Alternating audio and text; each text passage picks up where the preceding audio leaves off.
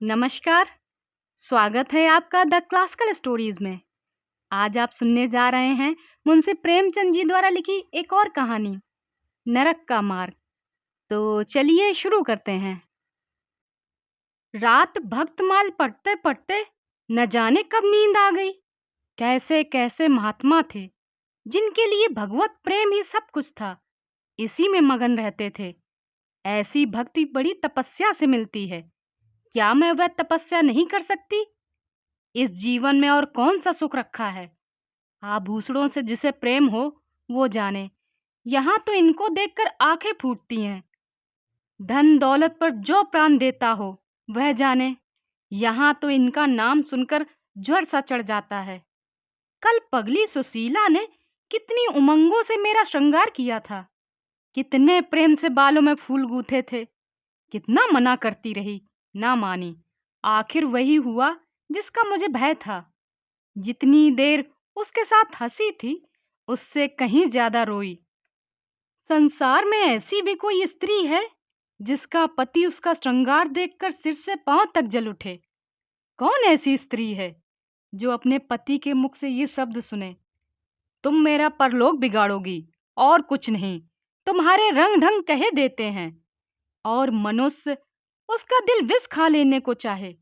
भगवान, संसार में ऐसे भी मनुष्य हैं। आखिर मैं नीचे चली गई और भक्तिमाल पढ़ने लगी। अब वृंदावन बिहारी जी की सेवा करूंगी, उन्हीं को अपना श्रृंगार दिखाऊंगी। वह तो देखकर ना जलेंगे, वह तो हमारे मन का हाल जानते हैं। भगवान, मैं अपने मन को कैसे समझाऊं? तुम अंतर्यामी हो, तुम मेरे रोम रोम का हाल जानते हो। मैं चाहती हूँ उन्हें अपना इष्ट समझूं, उनके चरणों की सेवा करूं, उनके सारे पर चलूं। उन्हें मेरी किसी बात, किसी व्यवहार से नाम मात्र दुख ना हो। वह निर्दोष है। जो कुछ मेरे भाग में था वह हुआ। ना उनका दोष है ना माता पिता का, सारा दोष मेरे नसीबों का है। लेकिन यह सब कुछ जानते हुए भी जब उन्हें आते देखती हूँ तो मेरा दिल बैठ जाता है। मुझ पर मुर्दानी सी छा जाती है, सिर भारी हो जाता है। जी चाहता है इनकी सूरत ना देखूं, बात तक करने को जी नहीं चाहता। कदाचित शत्रु को भी देखकर किसी का मन इतना क्लांत ना होता होगा। उनके आने के समय दिल में धड़कन सी होने लगती है। दो एक दिन के लिए कहीं चले जाते हैं तो दिल पर से बोझ उठ जाता है। हंसती भी हूँ, बोलती भी हूँ, जीवन में कुछ आनंद आने लगता है। लेकिन उनके आने का समाचार पाते ही फिर चारों ओर अंधेरा। चित्त की ऐसी दशा क्यों है ये मैं कह नहीं सकती। मुझे तो ऐसा जान पड़ता है कि पूर्व जन्म में हम दोनों में बैर था। उसी बैर का बदला लेने के लिए उन्होंने मुझसे ब्याह किया। वही पुराने संस्कार हमारे मन में बने हुए हैं। नहीं तो वह मुझे देखकर यूं जलते ना, और मैं उनकी सूरत से यूं घृणा न करती। विवाह करने का तो यह मतलब नहीं हुआ करता। मैं अपने घर कहीं ज्यादा सुखी थी। कदाचित मैं जीवन पर्यंत अपने घर आनंद से रह सकती थी। लेकिन इस लोक प्रथा का बुरा हो जो अभागिन कन्याओं को किसी न किसी पुरुष के गले में बांध देना अनिवार्य समझती है। वह क्या जानता है कि कितनी युक्तियां उसके नाम को रो रही हैं, कितने अभिलाषाओं से लहराते हुए कोमल हृदय उसके पैरों तले रौंदे जा रहे हैं। युक्ति के लिए पति कैसी कैसी मधुर कल्पनाओं का स्रोत होता है। पुरुष में जो उत्तम है, श्रेष्ठ है, दर्शनीय है, उसकी सजीव मूर्ति इस शब्द को ध्यान में आते ही उसकी नजरों के सामने आ खड़ी हो जाती है। लेकिन मेरे लिए यह शब्द क्या है? हृदय में उठने वाला सूल, कलेजे में खटकने वाला कांटा, आंखों में गड़ने वाली किरकिरी, या अंतःकरण को भेदने वाला व्यंग बाण। सुशीला को हमेशा हंसते देखती हूँ। वह कभी अपनी गरीबी का गिला नहीं करती। गहने नहीं हैं, कपड़े नहीं हैं, भाड़े के नन्हे से मकान में रहती है। अपने हाथों घर का सारा काम काज करती है, फिर भी उसे रोते नहीं देखती। अगर अपने बस की बात होती तो आज अपने धन को उसकी गरीबी से बदल लेती। अपने पति को मुस्कुराते घर में आते देखकर उसका सारा दुख, सारी गरीबी छूमंतर हो जाता है। छाती गज भर की हो जाती है। उसके प्रेमालिंगन में वह सुख है जिस पर तीनों लोग का धन निछावर कर दूं। आज मुझसे जब्त ना हो सका। मैंने पूछा, तुमने मुझसे ब्याह किस लिए किया था? यह प्रश्न महीनों से मेरे मन में उठता था, पर मन को रोकती चली आती थी। आज प्याला छलक पड़ा। यह प्रश्न सुनकर कुछ बौखला से गए। बगले झांकने लगे। खीसे निकाल कर बोले, घर संभालने के लिए, गृहस्थी का भार उठाने के लिए, और नहीं क्या भोग विलास के लिए। घरनी के बिना ये आपको भूत का डेरा सा मालूम होता था।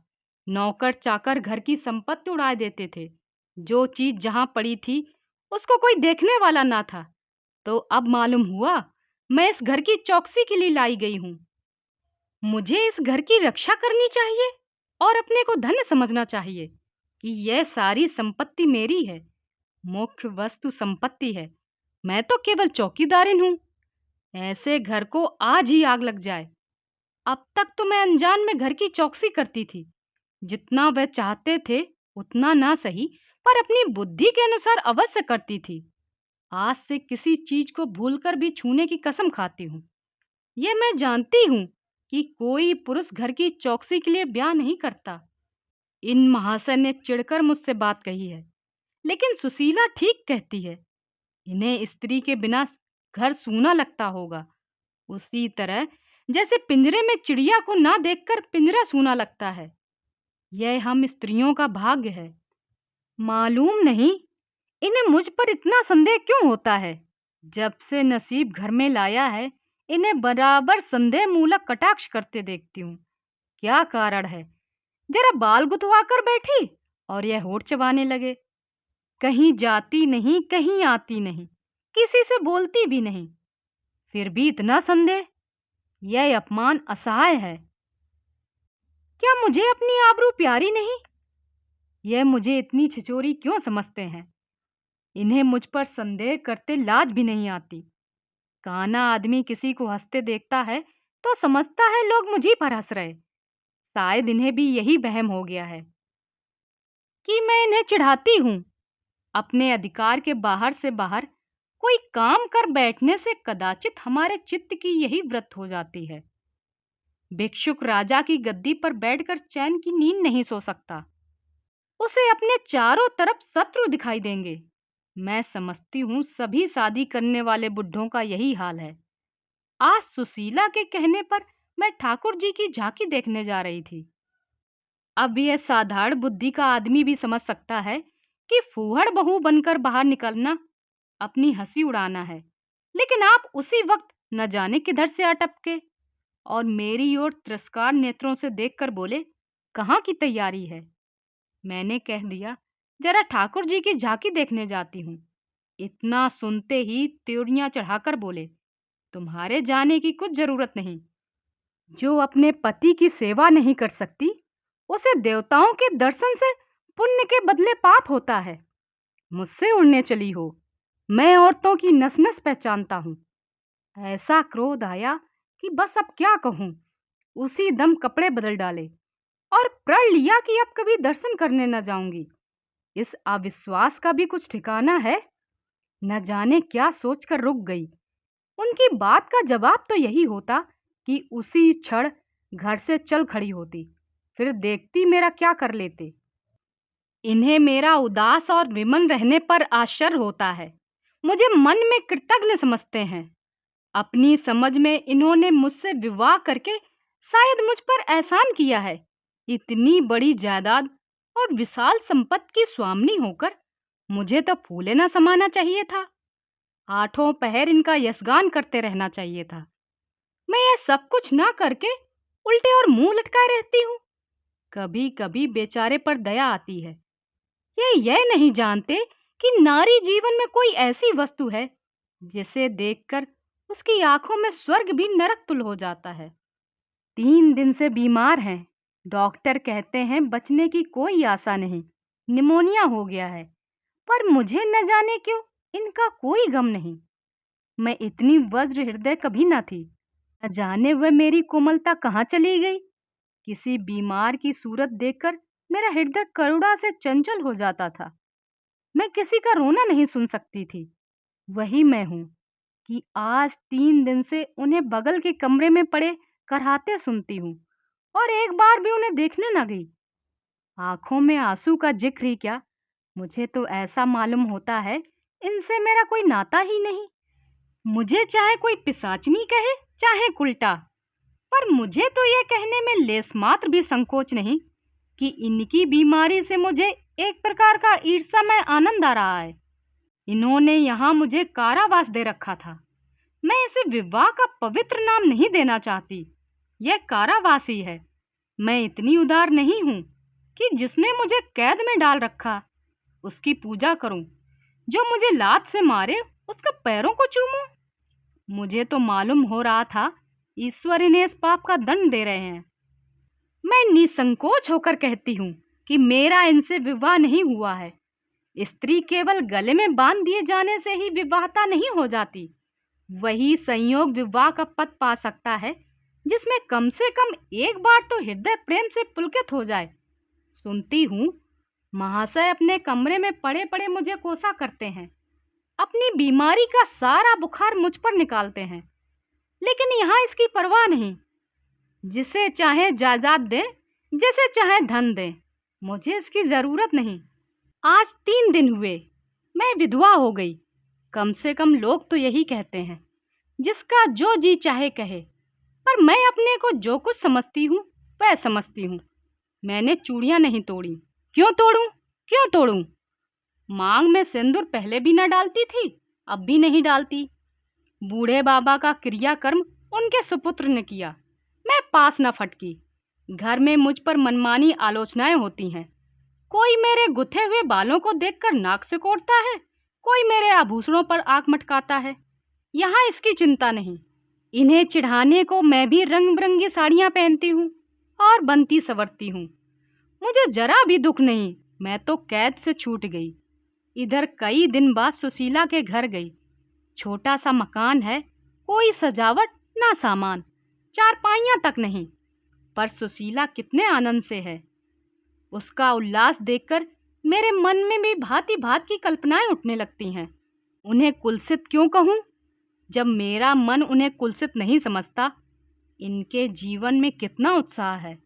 आंखें मुस्कुराती रहती हैं, होठों पर मधुर हास खेलता रहता है, बातों में प्रेम का स्रोत बहता हुआ जान पड़ता है। इस आनंद से चाहे वह कितना क्षणिक ही क्यों ना हो, जीवन सफल हो जाता है। फिर उसे कोई भूल नहीं सकता। उसकी याद अंत तक के लिए काफी हो जाती है। एक दिन मैंने सुशीला से कहा, अगर तेरे पति कहीं परदेश चले जाएं, तो रोते रोते मर जाएगी। सुशीला गंभीर भाव से बोली, नहीं बहन, मरूंगी नहीं। उनकी याद सदैव प्रफुल्लित करती रहेगी, चाहे उन्हें परदेश में बरसों लग जाएं। मैं यही प्रेम चाहती हूँ। इसी चोट के लिए मेरा मन तड़पता रहता है। मैं भी ऐसी ही स्मृति चाहती हूँ, जिसे दिल के तार सदैव बजते रहें, जिसका नशा नित्य छाया रहे। रात रोते रोते हिचकियां बंध गईं। न जाने क्यों दिल भर भर आता था। अपना जीवन सामने एक बीहड़ मैदान की तरह फैला हुआ मालूम होता था, जहां बमूलों के सिवा हरियाली का नाम नहीं। घर फाड़े खाता था। चित्त ऐसा चंचल हो रहा था कि कहीं उड़ जाऊं। आजकल भक्ति के ग्रंथों की ओर ताकने को जी न चाहता, कहीं सैर करने जाने की इच्छा न होती। क्या चाहती हूँ वह स्वयं नहीं जानती, लेकिन मैं जो नहीं जानती वह मेरा एक एक रोम जानता है। मैं अपनी भावनाओं की सजीव भूमि हूँ। मेरा एक एक अंग मेरी आंतरिक वेदना का अंतर्नाद कर रहा है। मेरे चित्त की चंचलता उस अंतिम दशा में पहुंच गई है जब मनुष्य को निंदा की लज्जा नहीं रहती, ना ही भय की। जिन लोभी स्वार्थी माता पिता ने मुझे कुएं में ढकेला, जिस पाषाण हृदय प्राणी ने मेरी मांग में सिंदूर डालने का स्वांग किया, उनके प्रति मेरे मन में बार बार दुष्कामनाएं उठती हैं। मैं उन्हें लज्जित करना चाहती हूँ। मैं अपने मुंह में कालिक लगाकर उनके मुख को कालिक लगाना चाहती हूँ। मैं अपने प्राण देकर उन्हें प्राणदंड दिलाना चाहती हूँ। मेरा नारीत्व लुप्त हो गया है। मेरे हृदय में प्रचंड ज्वाला उठी हुई है। घर के सारे आदमी सो रहे थे। मैं चुपके से नीचे उतरी, द्वार खोला और घर से निकली। जैसे कोई प्राणी गर्मी से व्याकुल होकर घर से निकले और किसी खुली हुई जगह की ओर दौड़े। उस मकान में मेरा दम घुट रहा था। सड़क पर सन्नाटा था, दुकानें बंद हो चुकी थीं। सहसा एक बुढ़िया आती हुई दिखाई दी। मैं डरी कहीं चुड़ैल ना हो। बुढ़िया मेरे समीप आकर मुझे सिर से पांव तक देखा और बोली, किसकी राह देख रही हो? मैंने चिढ़कर कहा, मौत की। बुढ़िया, तुम्हारे नसीब में अभी जिंदगी के बड़े बड़े सुख भोगने लिखे हैं। अंधेरी रात गुजर गई, आसमान पर सुबह की रोशनी आ रही है। मैंने हंसकर कहा, अंधेरे में भी तुम्हारी आंखें इतनी तेज है कि नसीबों की लिखावट पढ़ लेती हैं। बुढ़िया, आंखों से नहीं पढ़ती बेटी, अक्ल से पढ़ती हूँ। धूप में चूड़े नहीं सफेद किए हैं। तुम्हारे बुरे दिन गए और अच्छे दिन आ रहे हैं। हंसो मत बेटी, यही काम करते इतनी उम्र गुजर गई। इसी बुढ़िया की बदौलत जो नदी में कूदने जा रही थीं, वो आज फूलों की सेज पर सो रही हैं। जो जहर का प्याला पीने को तैयार थीं, वो आज दूध की कुल्लियां कर रही हैं। इसीलिए इतने रात गए निकलती हूँ कि अपने हाथों किसी अभागिन का उद्धार हो सके तो करूं। किसी से कुछ नहीं मांगती। भगवान का दिया सब कुछ घर में है। केवल यही इच्छा है कि अपने से जहां तक हो सके दूसरों का उपकार करूं। जिन्हें धन की इच्छा है उन्हें धन, जिन्हें संतान की इच्छा है उन्हें संतान। बस और क्या कहूं। वह मंत्र बता देती हूं कि जिसकी जो इच्छा हो वह पूरी हो जाए। मैंने कहा, मुझे न धन चाहिए न संतान। मेरी मनोकामना तुम्हारे बस की बात नहीं। बुढ़िया हंसी, बेटी, जो तुम चाहती हो वह मैं जानती हूँ। तुम वह चीज चाहती हो जो संसार में होते हुए भी स्वर्ग की है, जो देवताओं के वरदान से भी ज्यादा आनंदप्रद है, जो आकाश कुसुम है, गूलर का फूल है और अमावस का चांद है। लेकिन मेरे मंत्रों में वह शक्ति है जो भाग्य को भी संवार सकती है। तुम प्रेम की प्यासी हो। मैं तुम्हें उस नाव पर बैठा सकती हूँ जो प्रेम के सागर में प्रेम की तरंगों पर क्रीड़ा करते हुए तुम्हें पार उतार दे। मैंने उत्कंठित होकर पूछा, माता तुम्हारा घर कहाँ है? बुढ़िया, बहुत नजदीक है बेटी। तुम चलो तो मैं अपनी आंखों पर बैठा के ले चलूं।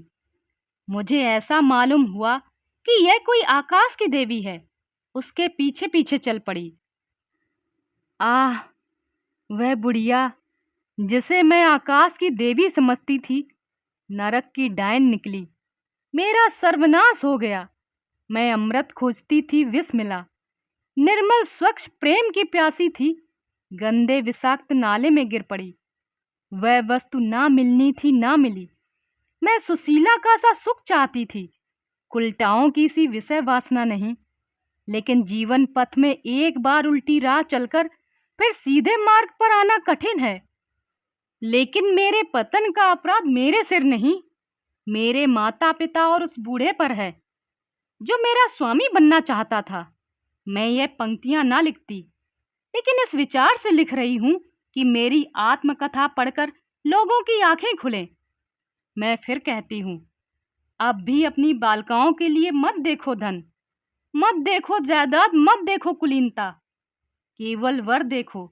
अगर उसके लिए जोड़ का वर नहीं पा सकते तो लड़की को कुंवारी छोड़ो, जहर देकर मार डालो, गला घोट डालो, पर किसी बूढ़े खूसट से मत ब्याहो।